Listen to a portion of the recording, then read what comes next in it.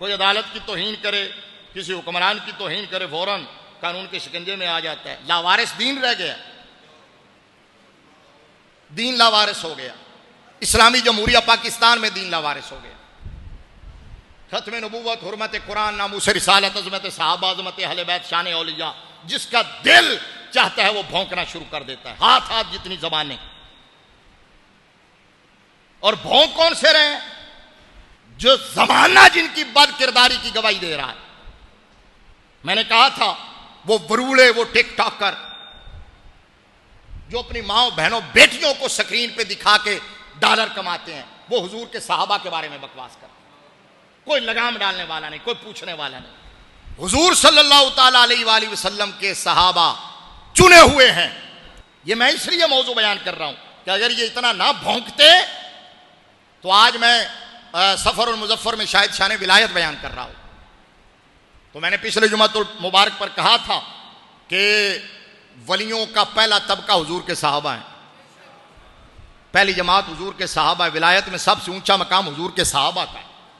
ٹھیک ہے، اس لیے میں نے اس مناسبت سے یہ بیان کیا کہ آپ اپنا ایمان بچائیں، آپ اپنی قبر بچائیں، اپنی نسلوں کو بچائیں.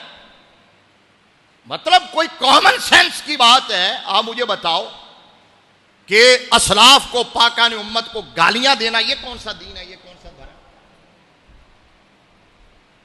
وہ لوگ جنہوں نے دین کے لیے اتنی قربانیاں دی، جنہوں نے اپنی گردنیں کٹوائیں، بچے ذبح کیے، وطن چھوڑے، جان مال سب کچھ حضور کے قدموں پہ نچھاور کیا. دین حرم سے چلا اور عجم تک پہنچا ان کی قربانیوں کی بدولت. تو 2 ٹکے کے 2 کوڑی کے لوگ اٹھ کے ان کو بھونکنا شروع کر دیتے ہیں اور کوئی لگام ڈالنے والا نہیں. قانون کے کان پر جوں نہیں دے کر ادارے حرکت میں نہیں آ رہے. ملک انتشار کا شکار کیا ہوا ان بھونکنے والے لوگوں نے.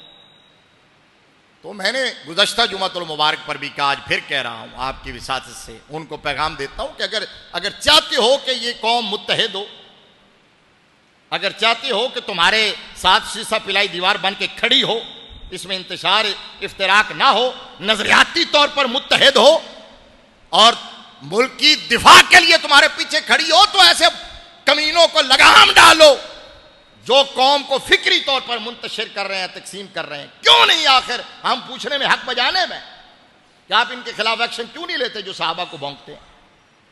کیا حضور کے صحابہ کی، حضور کی اہل بیت کی اور امت کے اولیاء کی عزت اور ناموس وہ تمہارے وقت کے جج سے بھی کم ہو گئی ہے، حکمرانوں سے بھی کم ہو گئی؟